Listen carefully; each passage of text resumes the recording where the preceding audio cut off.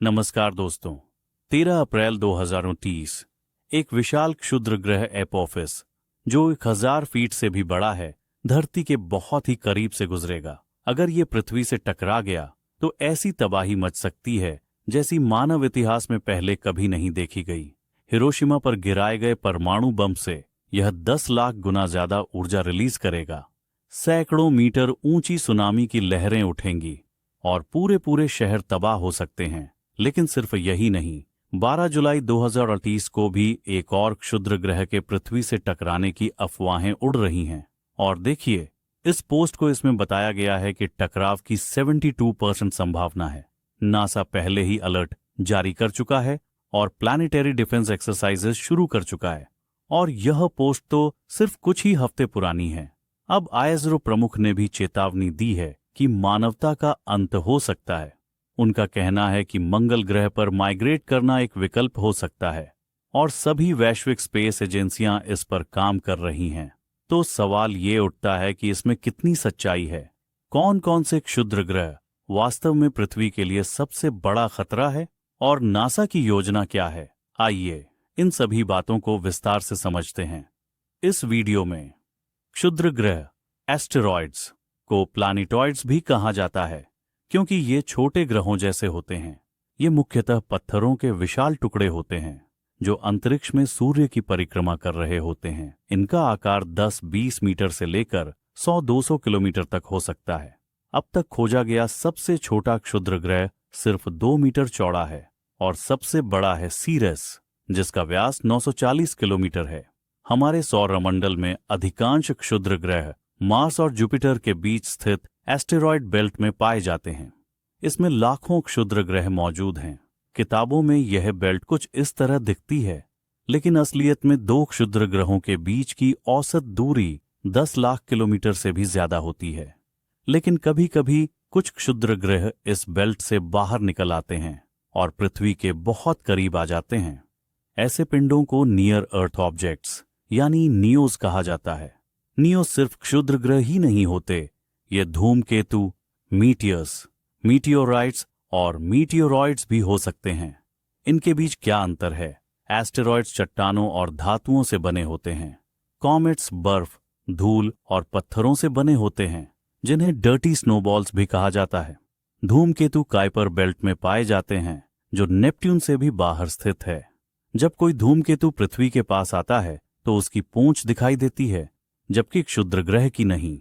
धूमकेतु का आकार भी बड़ा हो सकता है, 1 से 10 किलोमीटर तक, और जब ये धरती के पास से गुजरते हैं तो बिना टेलीस्कोप के भी दिखाई दे सकते हैं। जबकि अधिकांश क्षुद्र ग्रहों को देखने के लिए टेलीस्कोप की जरूरत होती है। खतरे की दृष्टि से देखा जाए तो धूमकेतु क्षुद्र ग्रहों से अधिक खतरनाक होते हैं, क्योंकि इनसेट ये 2 गुनी रफ्तार से चलते हैं। हमें इनके बारे में पता चलने में समय बहुत कम होता है। अगर कोई धूमकेतु अचानक प्रकट हो जाए और धरती से टकरा जाए तो हमें उसका पता बहुत देर में चलेगा। मीटियोरॉइड एक छोटा पत्थर होता है जो क्षुद्र ग्रह या धूमकेतु का टुकड़ा होता है। जब यह पृथ्वी के वायुमंडल में प्रवेश करता है तो इसे मीटियर कहा जाता है, तो उसे मीटियोराइट कहा जाता है। लेकिन असली चिंता की बात एनियोज हैं, ऐसे खगोलीय पिंड जो पृथ्वी से टकरा सकते हैं। जैसे 66 मिलियन साल पहले एक क्षुद्र ग्रह ने डायनासोर्स का अंत किया था। अगर वो विलुप्त हो सकते हैं तो हम भी। लेकिन इससे पहले कि आप डर जाएं, एक जरूरी बात, साल 2038 वाले एस्टेरॉयड स्ट्राइक की खबर पूरी तरह से फर्जी है। इंस्टाग्राम या फेसबुक के फर्जी न्यूज अकाउंट से न्यूज लेना बंद कर दीजिए। जो लोग सही न्यूज देखना चाहते हैं उनके लिए the Hindu, Indian express, scroll.in, the wire, news laundry जैसे अकाउंट्स बेहतर हैं। टाइम्स ऑफ इंडिया ने भी एक आर्टिकल लिखा, NASA warns that a planet sized asteroid has 72% chance of impact.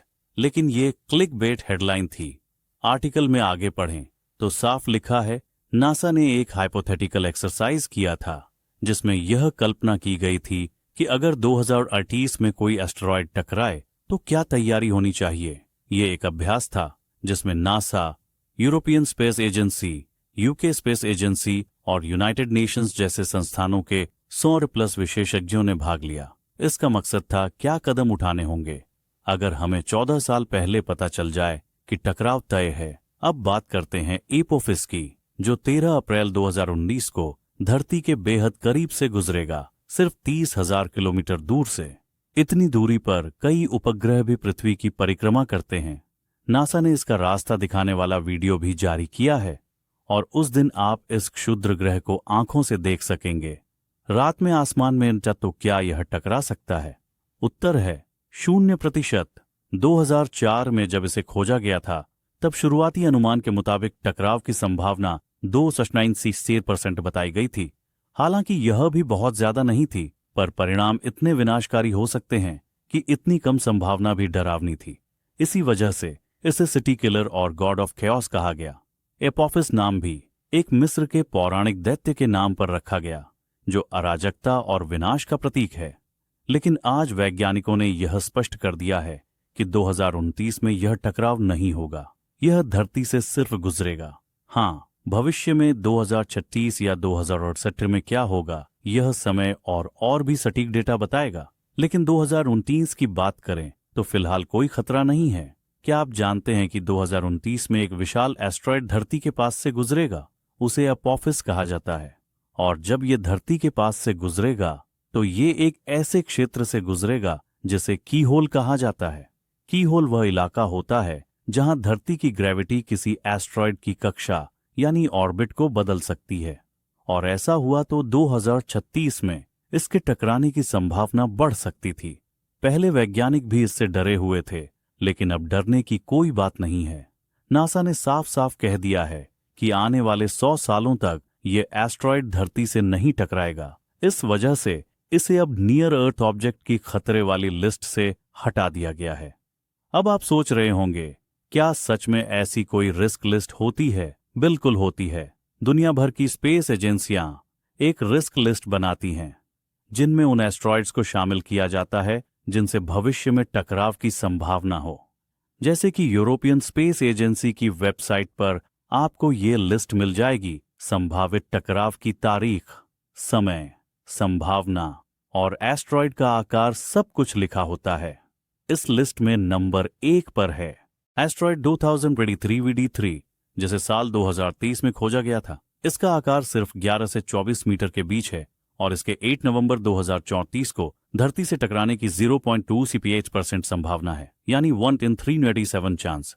हालांकि यह छोटा है, लेकिन इसकी संभावना थोड़ी ज्यादा है, इसलिए यह सबसे ऊपर है। अगर यह टकराता भी है तो संभव है समुद्र या किसी कम आबादी वाली जगह पर गिरे और बहुत कम नुकसान हो।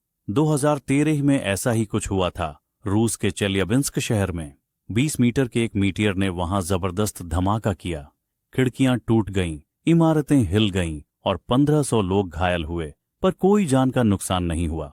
रिस्क लिस्ट में दूसरे नंबर पर है एस्ट्रॉयड 1979 XB, जिसका आकार 400 से 900 मीटर तक है। इसका टकराने का चांस सिर्फ 0.202% है, लेकिन आकार बड़ा होने के कारण यह दूसरा सबसे खतरनाक एस्ट्रॉयड माना जाता है। तीसरे नंबर पर है 2008 JL3, जो 1 मई 2027 को टकरा सकता है और इसके टकराव की संभावना है 0.1%। अब सवाल उठता है, हम एस्ट्रॉयड्स को पहचान कैसे लेते हैं? इसका जवाब है हमारी आधुनिक डिटेक्शन सिस्टम्स। वंग linear Lincoln near earth asteroid research America की वायुसेना, नासा और MIT द्वारा 1966 में शुरू किया गया। आज 55% नए एस्ट्रॉयड्स इसी प्रोजेक्ट से खोजे जाते हैं। 2 CSS Catalina sky survey university of Arizona द्वारा 1998 में शुरू किया गया। इसकी सटीकता इतनी जबरदस्त है कि इसने 2008 में एक 4 मीटर के एस्ट्रॉयड को समय से पहले ही ढूंढ लिया था और उसकी सही टक्कर की जगह बताई थी। 3 पैन-स्टार्स हवाई द्वीपों से चलता है, जिसमें दुनिया का सबसे बड़ा डिजिटल कैमरा है AO-20 अरब पिक्सल वाला। 4 एटलस एक लास्ट अलर्ट सिस्टम है जो हर रात 2 बार आसमान को स्कैन करता है, ताकि अगर कोई एस्ट्रॉयड पहले सिस्टम से बच भी जाए तो यह अंतिम चेतावनी दे सके। अब अगर कोई बड़ा एस्ट्रॉयड धरती से टकराने वाला हो तो क्या करेंगे? 3 रणनीतियां हैं। 1 किनेटिक मेथड, एक यान भेजा जाता है जो एस्ट्रॉयड से टकराता है और उसकी दिशा बदल देता है। डेंजल 22 में नासा ने डार्ट मिशन से यही सफल प्रयोग किया। 2 स्लो पुश पुल मेथड, धीरे धीरे सूर्य की ऊर्जा या दूसरी तकनीकों से एस्ट्रॉयड को उसकी कक्षा से हटाना। 3 न्यूक्लियर मेथड, एस्ट्रॉयड को न्यूक्लियर बम से उड़ा देना। यह बहुत फिल्मी लगता है और जटिल भी है क्योंकि टुकड़े धरती की तरफ आ सकते हैं। नासा के अनुसार अभी हमने केवल किनेटिक मेथड को ही व्यवहारिक रूप से आजमाया है, इसलिए वैज्ञानिक मानते हैं कि इसे और अधिक बार टेस्ट किया जाना चाहिए। हाल ही में नासा और अन्य एजेंसियों ने मिलकर एक मॉक ड्रिल की, जिसमें यह देखा गया कि अगर 14 साल बाद एक एस्ट्रॉयड टकराने वाला हो और उसका चांस 63% हो तो क्या हम तैयार हैं? खुशखबरी ये है कि 21% एक्सपर्ट्स ने कहा हाँ, हम तैयार हैं। तो दोस्तों, घबराने की कोई जरूरत नहीं है। अगले 100 सालों तक कोई बड़ा एस्ट्रॉयड टकराने वाला नहीं है। हमारे डिटेक्शन और डिफेंस सिस्टम्स हर दिन और बेहतर हो रही हैं, और अगर कोई एस्ट्रॉयड टकराने वाला भी मिला तो हमारे पास उसे रोकने के विकल्प पहले से मौजूद हैं। आप सभी ने इस अद्भुत जानकारी को अंत तक देखा, इसके लिए बहुत बहुत धन्यवाद। अगर आपको ये जानकारी रोचक, अद्भुत और रोमांचक लगी हो तो वीडियो को लाइक करें, अपने मित्रों और परिवार के साथ शेयर करें और ऐसे ही गूढ़, ऐतिहासिक और रहस्य से भरे तथ्यों के लिए हमारे चैनल को सब्सक्राइब करना ना भूलें। जय श्री। चलिए दोस्तों, मिलते हैं एक नए टॉपिक और नए जोश के साथ अगले वीडियो में। तब तक के लिए जय हिंद।